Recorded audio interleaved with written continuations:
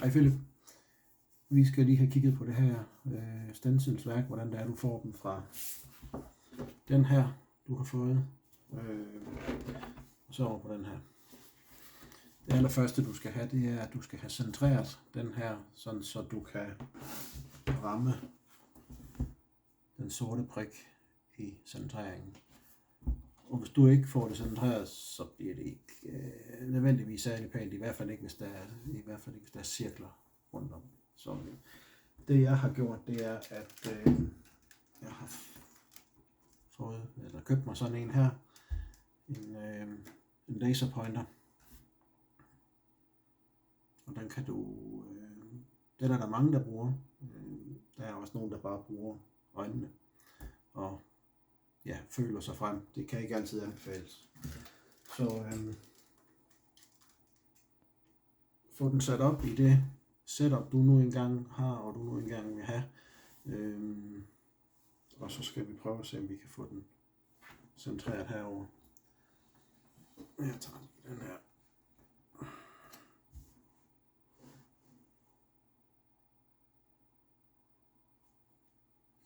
Yes. Så blev den centreret. Det er forholdsvis hurtigt. Innovatisk, de kan godt være svære at centrere det på, fordi de har ikke en særlig synlig knop i toppen eller fordybning. Men de fleste andre, det er meget naturligt at se, hvor midten den er. Så bare lige sådan, så du ved det. Det du gør nu, det er, at du tager dit stencil, og så sørger du for, at du skal ikke pille den her plastik af, som er yderst på. Den skal du ikke pille af. Du skal have det hvide med, sådan så du står tilbage med den blå baggrund. Så den blå, den skal du egentlig pille helt af. Og sørg lige for at køre godt hen over dit stencil inden, sådan så du er sikker på, at det sidder fast i det her plastik her. Piller du den simpelthen af her. Den blå her, det er affald. Det er også blevet væk. Så har du den her tilbage.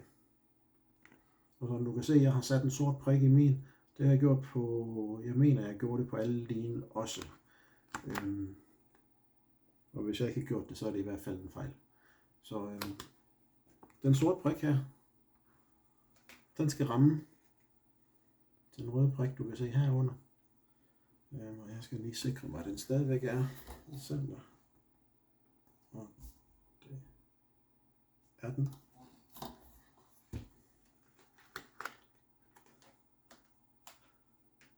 Sørg for at holde det i hver side her, og så sørg for, at du må gerne bøje det lidt, sådan så den sorte prik er den første, der rammer den røde prik.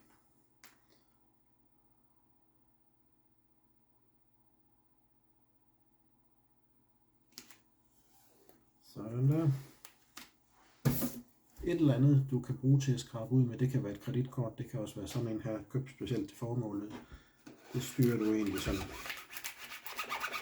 lidt selv. Sørg for, at den sætter godt fast hele vejen rundt, inden du begynder at pille plastik af. Det er sådan næste, vi skal have gjort.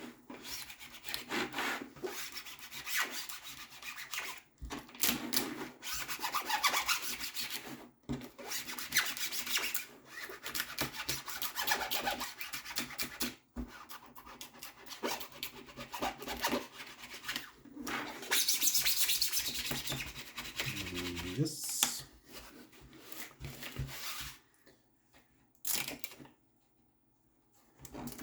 Så. Nu har jeg en disk, der er pakket ind i her. Den skulle gerne sådan være nogenlunde centreret. Det plejer de at være i hvert fald. Det næste, du så skal have gjort nu her, det er, at du skal have pillet det plastik af, det yderste gennemsigtige plastik. Ja, skal jeg se, om jeg kan finde den der. I hvert fald det, der sidder øverst på disken nu.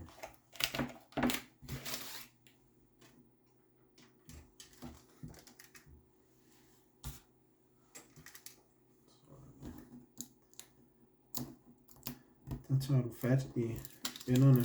Den ene ende sørger for at holde godt fast med fingrene på den anden. Nu skal jeg lige sørge for, at du rent faktisk kan se noget også her. Sådan der. Sørg for lige at sætte en hånd herop, sådan, så den ikke løfter sig. Yes, så er den inde over disken, så kan du stille og roligt begynde at tage det af nu. Sørg for, at der ikke sidder noget tilbage på det her folie her, eller det her plastik her. Hvis der gør det, så skal du lige sørge for at trække den stille og roligt tilbage, og så sørg for, at det kommer med ned på disken, så det sidder fast. Så trækker du det stille og roligt af. Igen sørg for, at det er med hele vejen rundt.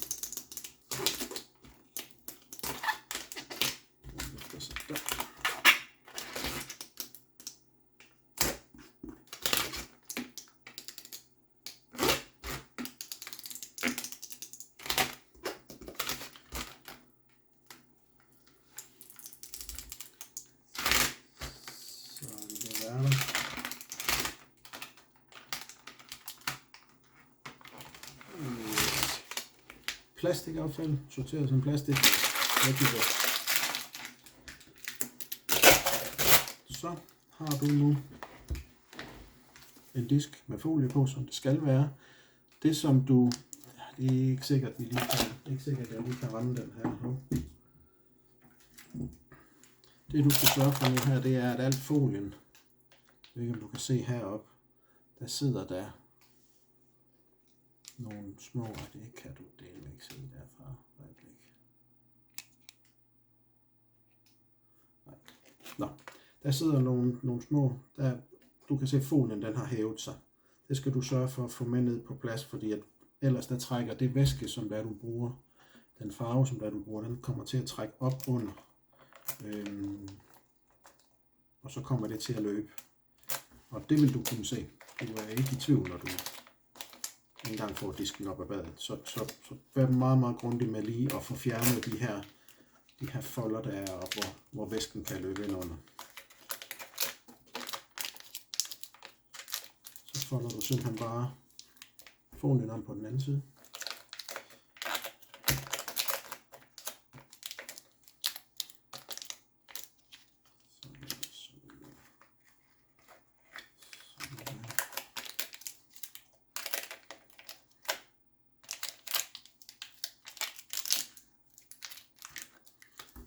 Sådan.